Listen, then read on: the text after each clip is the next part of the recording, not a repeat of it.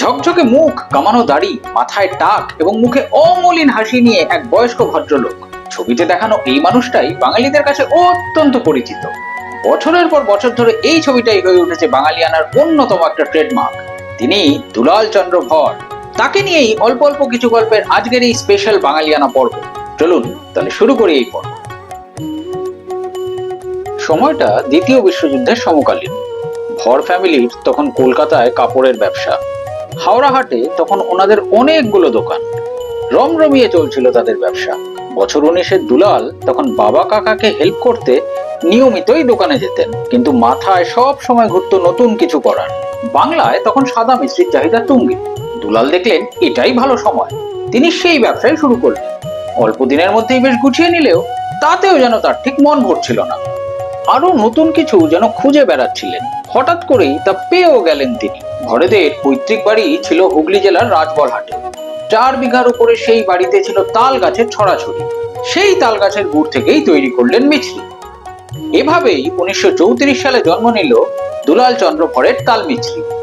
সে সময় তিনিই কিন্তু একমাত্র ছিলেন না এই ব্যবসায়, কিন্তু অল্প দিনের মধ্যেই তার ব্যবসাকে এমন জায়গায় নিয়ে গেলেন যে তাল মিছরির ব্যবসায় উনিই হয়ে উঠলেন একচ্ছত্র অধিপতি। ট্রেডমার্কের প্রচলন তখন খুব বেশি একটা ছিল না, তবু তার জিনিস একান্তভাবে তারই কেন হবে না, এই ধারণা নিয়েই উনি ব্রিটিশদের ভরসা অর্জন করতে শুরু করলেন।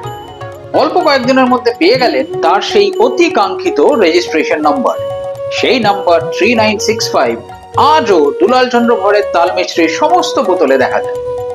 সর্দি এবং কাশির মতো রোগ নিরাময়ের জন্য অব্যর্থ ওষুধের মতো কাজ করত দুলাল চন্দ্র ভরের এই তাল মিছরি। ধীরে ধীরে জনপ্রিয়তা বাংলার সীমানা ছাড়িয়ে বিহার, আসাম, উড়িষ্যার মতো ভিন রাজ্যেও ছড়িয়ে পড়ে।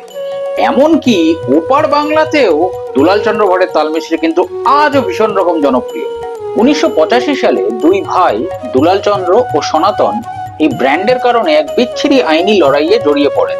আদালতের রায়ে ঠিক হয় যে সনাতন দুলালের তাল মিছরি নামটা ব্যবহার করতে পারবেন, কিন্তু প্রস্তুতকারক হিসেবে দুলাল চন্দ্রের নাম রাখতে পারবেন না। এরপর থেকেই দুলাল বাবু দুলাল চন্দ্র ভরের তাল মিছরি এই নামটা দিয়েই তার প্রোডাক্ট বাজারে আনেন। এর সাথে সাথে প্রত্যেক বোতলে থাকতো তার ছবি আর সই। 2000 সালে মারা যান দুলাল চন্দ্র ভর, কিন্তু তার তৈরি এই 100 বছর হতে চলা ব্র্যান্ড আজও বাঙালিয়ানার পারফেক্ট এক্সাম্পল হিসেবে বহাল তবিয়তে বর্তমান।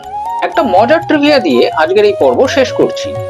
বাঙালিদের আইডেন্টিটি হিসেবে এতটাই জনপ্রিয় হয়ে গেছে এই তাল মিছরি যে 1976 সালে হিন্দি সিনেমা দো আনজানেতে অভিনেত্রী রেখার ফ্ল্যাটটাকে একটা বাঙালি বাড়ি বোঝাতে পরিচালক দুলাল গুহ বাড়ির তাকে একটা দুলাল চন্দ্র ভরের তাল মিছরির বোতল রেখে দিয়েছিলেন।